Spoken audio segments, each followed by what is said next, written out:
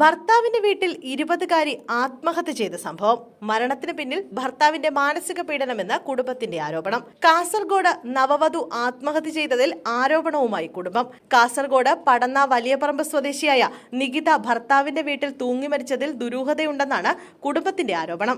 കടുത്ത മാനസിക പീഡനമാണ് യുവതിയുടെ ആത്മഹത്യയ്ക്ക് കാരണമെന്നാണ് പരാതി. കേസ് അന്വേഷണത്തിൽ തളിപ്പറമ്പ് പോലീസ് മെല്ലെപ്പോക്ക് നയം സ്വീകരിക്കുന്നതായും ഇവർ ആരോപിക്കുന്നു. കേസ് നൽകിയിട്ടും മൊഴിയെടുക്കാൻ വൈകിയെന്ന ആക്ഷേപവും ഉയരുന്നുണ്ട്.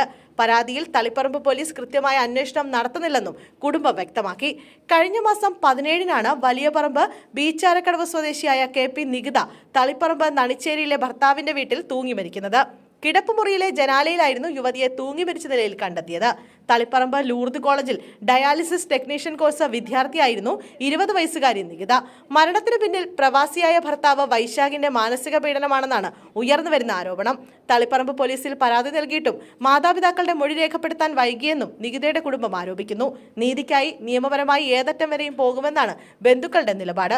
വൈശാഖ് ഓട്ടോമൊബൈൽ എഞ്ചിനീയറായി വിദേശത്ത് ജോലി ചെയ്യുകയാണ്. കഴിഞ്ഞ വർഷം ഏപ്രിൽ 1-നായിരുന്നു നികിതയുടെയും വൈശാഖിന്റെയും വിവാഹം. സുനിൽ, ഗീത എന്നിവരുടെ മകളാണ് നികിത.